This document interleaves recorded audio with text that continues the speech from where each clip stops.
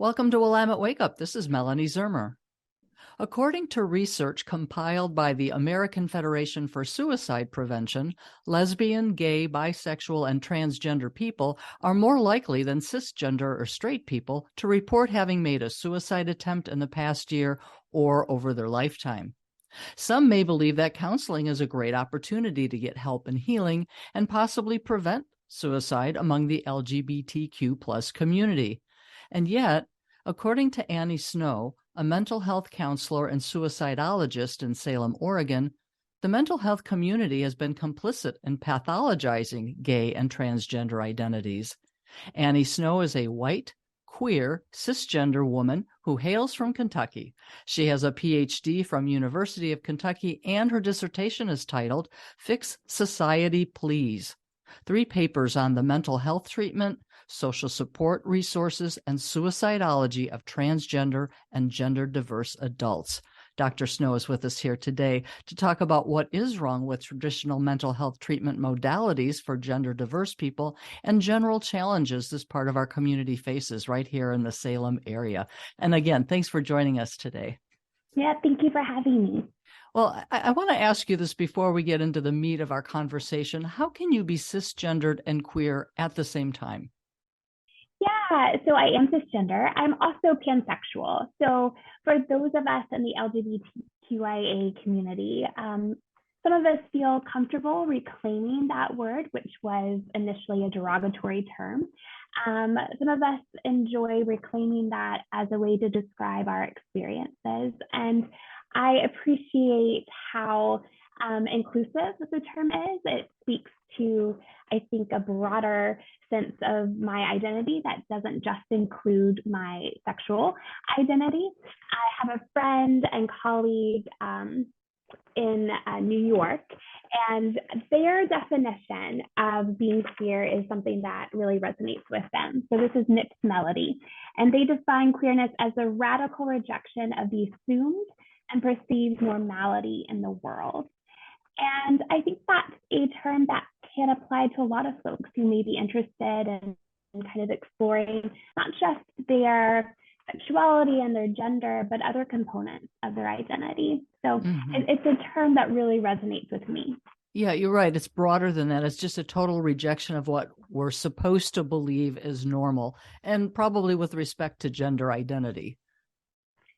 Yeah, gender identity, sexuality, yes. It includes it all, yes. So how did you get into the field of counseling, Dr. Snow? I started this journey as a suicidologist, as a researcher, looking specifically at LGBTQIA experiences with suicide. And that journey developed into me studying specifically trans and gender diverse experiences with mental health providers. And I was kind of shocked and horrified by some of the studies that I conducted, the results of those. And I believe that there was a need to offer an alternative to some traditional biomedical models that a lot of folks have access to, but don't have access to maybe more affirming care. So on your website, you talk about that traditional mental health services have actually been harmful to people who are queer. Why don't you spend more time telling us about that? Yeah, I'd be happy to. So the mental health community has a long history of pathologizing Black and brown people, women, and queer folks. So homosexuality was included as a mental disorder in the Diagnostic Statistical Manual, which is published by the American Psychological Association, the APA. It was included as a mental disorder up until 1973. The World Health Organization, just within the past 2 years, declassified transgender as a mental disorder. In the last I checked, I believe it's 30 states still allow conversion therapy, which is the discredited practice of trying to change someone's sexual or gender identity. So for good reason, individuals who are LGBTQIA are often reticent to speak with a counselor. for fear of being pathologized. And in fact, a systematic review, a study that I conducted a few years ago, identified some of the barriers to counseling for trans and gender diverse folks. And one of the main barriers was fear of being pathologized, fear of being stigmatized, receiving a diagnosis simply for being queer instead of addressing some of the other concerns, the real concerns that these clients have. Yeah, right. No, but you just did mention that although traditionally or in the past, both transgender and LGBTQ identities were considered a pathology, the mental health community today says, no, it's not a pathology. So then why is the treatment still pathologizing? Yeah, so I should clarify, I wouldn't go as far as to say that LGBTQIA folks are no longer pathologized. There's still diagnoses within the current DSM that are controversial, including gender dysphoria. And that's to say nothing of the gatekeeping that goes on. So for many folks who are seeking gender affirming surgery, they have to receive a mental health diagnosis of gender dysphoria in order to qualify for that gender affirming surgery. So there's still systems in place, there's still gatekeeping in place that is, I would argue, transphobic and needs to change. So I wouldn't say we've completely moved past that inherent pathologizing. I think in general, those clients that I've worked with and the studies that I've conducted, folks are looking for somebody who isn't going to look to them as the source for all of their problems that they're experiencing. And the biomedical tends to do that. It tends to isolate challenges that we're experiencing as something inherently wrong with us and the way that we perceive the world, instead of acknowledging the many ways in which things like minority stress, systemic oppression can affect the way that we feel and interact with society. And so I choose to focus on that rather than looking at an individual and saying, well, there's something inherently wrong with you that you're experiencing stress. Instead looking at, okay, well, let's take a look at your environment. What kind of resources are at your disposal? What kind of oppression are you experiencing? How can we navigate these situations without putting the blame or impetus on you for the reason why you're experiencing so much negativity in the world? Mm-hmm. Yeah, I definitely see the difference. So it sounds like what you're saying is that that the stress and anxiety people are coming to you with are really society based and not necessarily internal. Am I hearing that correctly? Yeah, I think that's a great summation. Okay. And I have to ask you about, there's a professional here in Salem. I just want to get your response to this. There's a man named Dr. Corey Gilbert. He's a faculty member of Corbin University. He's a licensed professional counselor. That's my understanding. And I've seen some of his videos, and they're videos from a gender and sexuality series he's delivering to middle school students here in the Salem area. It has nothing to do with the Salem Kaiser Public School District. This is a voluntary program that parents are putting their children through. And he is saying that marriage should only involve two sexually different people. And he concludes that if you talk to a doctor, a counselor, a teacher, or someone who says something that contradicts scripture, they are wrong, period. What's your reaction to that?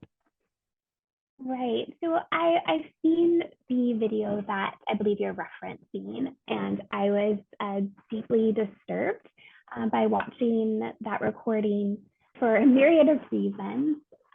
First of all, because the way in which gender and sexuality was presented was completely in error. I'm not sure the training that this professional has received, but it seems very clear to me that there's a lack of just basic LGBTQIA 101 understanding. So there's that component, right? And to see that young people are being exposed to information that's just in error, that's just unfactual, was alarming to me. I saw that video. I was deeply disturbed. I actually started a campaign in response to that video, to just the concern that I had that young people were being exposed to this kind of messaging. And this is a wonderfully made campaign where we put on t-shirts that had donuts on it. We handed out donuts downtown Salem, handed out resources that indicated counselors and other faith communities that were affirming, and made sure that we did due diligence to ensure that the individuals and organizations included on that flyer were in fact affirming. So I would just state that there are faith communities, there are counselors who are affirming, and it's deeply disappointing to me that we have folks within this profession who I would say are doing real harm by perpetuating these myths about what it means to be queer. This kind of prejudice, this kind of bigotry has absolutely no place within the mental health profession or just helping profession in general. Yeah, I know earlier you had talked about conversion therapy, which my understanding is where the counselor tries to talk a person out of believing that they're a particular gender and sexuality, and that you've said it was been clearly discredited. So I'm just wondering what kind of harm might be being done to these middle school aged students. Sure. So, and I want to clarify, not only is this a discredited practice, it's illegal in Oregon, in the state of Oregon. Thank you for that. Yeah, it's not just a bad idea, it's illegal. And as a suicidologist, somebody who studies the impact of homophobia and transphobia, it does real damage to have authority figures, especially, or to be in so-called safe spaces, whether that's in a therapist's office or in a church auditorium, and being told that who you are is fundamentally flawed, that you're going to go to hell unless you repent of who you are. I would go as far as to say that it's religious abuse. It's really deeply harmful and impactful. Mm-hmm, mm-hmm. And you earlier were talking about counselors that are affirming. What do mental health professionals need to do to make their work more effective? Yeah, that's a really great question. So most of the research that I've conducted has been attempts to answer that question. What are professionals doing wrong? How can they be more affirming? So I've conducted some systematic reviews. I've conducted some content analyses that look at the responses of more than 1,000 trans and gender diverse folks. So one thing is to be knowledgeable about LGBTQIA issues. Several respondents to these studies indicated that they had to educate their provider, perform Trans 101 or Queer 101 to ensure that their provider was on the same page. And that's unethical. That shouldn't be the job of the client, a paying client, to educate their provider about basic information. At the same token, it's also essential that the provider prioritize their client's lived experience and understand that they are the experts of their identity and their own lived experience. Which is to say, if a client shares something that they are, that the provider may not be aware of, that they really take into account that their client is indeed the expert of their own experience and not expect that all trans people are going to have the same experience. It's not some kind of monolithic identity, right? That there's going to be nuance. So that's really important.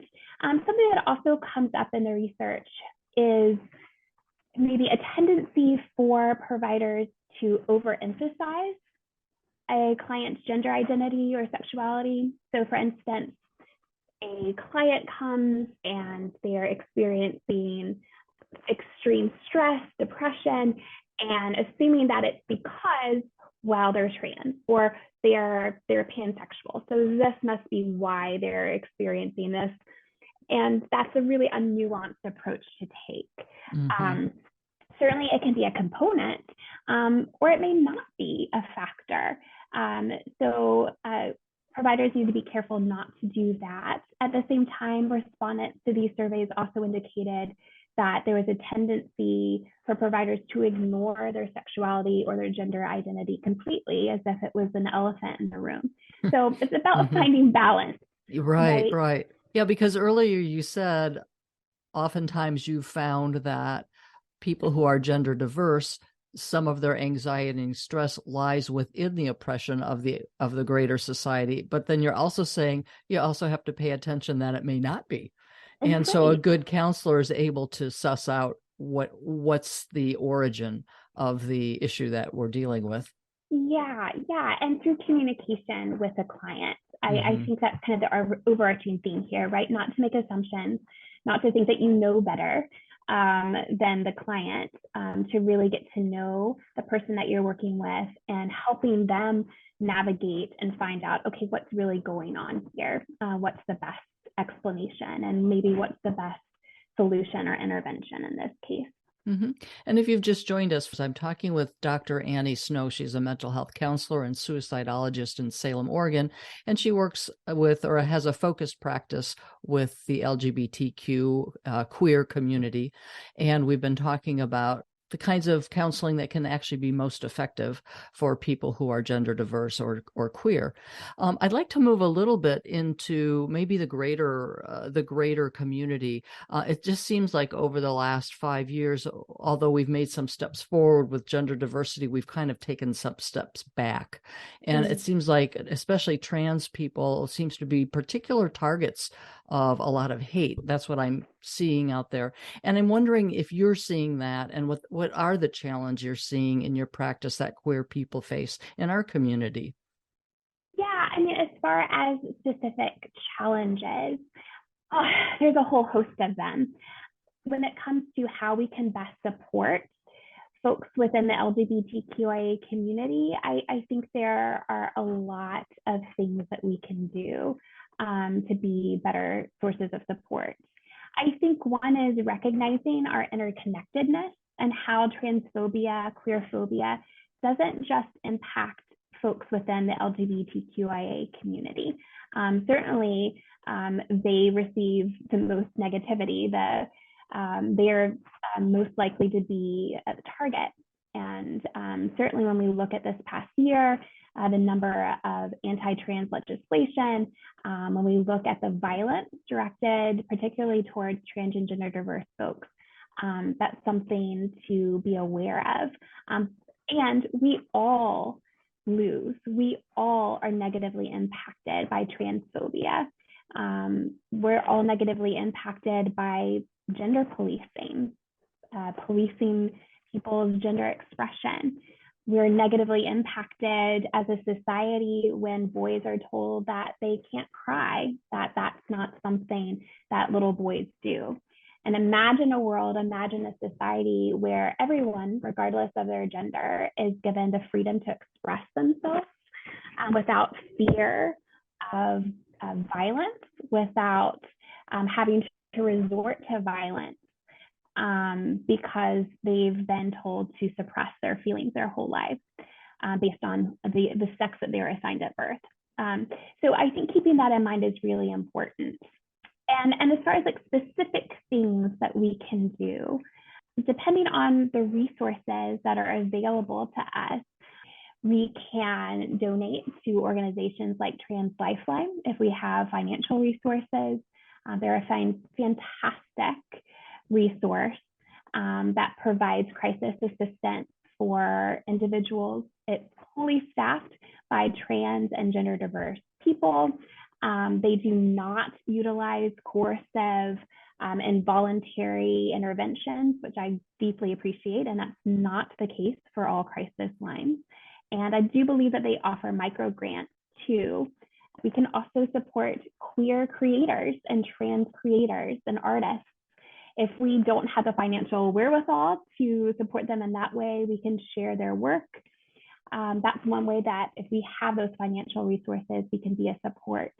For those of us who have the resource of time, here locally in Salem, there has been a concerted effort to disenfranchise trans and gender creative kids in our schools, to show up to school board meetings and to advocate for young LGBTQIA youth. That's something that we can use our time to do if we have that resource available to us. The summary of this is to inform or educate yourself, support through financial means, and advocate in our local community. Yes. In addition to doing some really basic things that we all can do, so introducing ourselves with our pronouns, to normalize that experience, rather than putting the impetus on trans and gender diverse folks to do that. There's a myth that only trans and gender diverse folks have a gender identity. We all have a gender identity. We all have a sexuality. We all have pronouns. And by sharing our pronouns, we make it safer for trans and gender diverse folks to do that as well. Something that we can also do is interrupt transphobia and queerphobia when we witness it. I think you mentioned that you've seen this uptick in transphobia, and I have as well. So when we encounter folks saying things that are transphobic, to actually speak up and say something. That's a pretty hard thing to do. I mean, I understand what you're saying, and I totally agree with you. If I were in a grocery store and it happened to my friend, that would be one thing. But if I saw it happening to someone I didn't know, well, what might you do in that situation? Can you give me an example? Yeah, so I think there are multiple scenarios where this can play out. If you're talking about witnessing somebody being transphobic to somebody who is not cis presenting, I like to direct my attention towards the person who is being victimized in that situation and just asking them, hey, is everything okay here? Would you like any support? I'm here if you need me, that kind of a thing. Getting their permission to advocate before you just advocate. Absolutely, 100%. Yes. That's what I would recommend in that specific scenario. Oftentimes, I encounter transphobia as a joke. Somebody will tell a joke. There'll be a meme. And if it's somebody that I know, if it's somebody that I think may not understand that what they're doing is harmful, I will ask them, why do you think that's funny? Or can you explain to me what you mean by that? If it's a gross example of transphobia, I will say something to the effect, this is not a safe place for your bigotry. So depending on the situation, you can respond in a way that seems most appropriate, but hopefully those are some examples of how to handle different scenarios. Mm-hmm. Well, thank you for that. I really appreciate some more clear examples about how you might encounter that and how you might handle it. So Dr. Annie Snow, is there anything else that we haven't talked about that you'd like to share with the KMUZ listening audience today? I think the only other thing that I would share is that we have a free community, rainbowconnections.com, for folks who are looking for a queer affirming community, folks who identify as LGBTQIA. Something that I have identified in my practice is a lot of isolation, sometimes among folks who are queer, particularly those who live in more rural parts of the state, and especially after COVID. So this is just a community to bring folks together so that we feel a little less alone and more connected to one another. We have an event on Christmas Eve. The holidays can be difficult for a lot of LGBTQIA folks. So we have planned an event at noon. People can come and share, connect with each other. So if you're interested in that, feel free to join us. Is there anything more you can say about where they can go? You can sign up at rainbowconnections.com. Perfect. Thank you for that. I really appreciate your time today, Dr. Snow. So thank you for joining us, and perhaps we'll have you back and engage in further discussion about these issues. Wonderful. Thank you so much. Dr. Annie Snow, suicidologist and a mental health counselor in the Salem area with a focus on the LGBTQ plus or queer community. Again, thanks for joining us.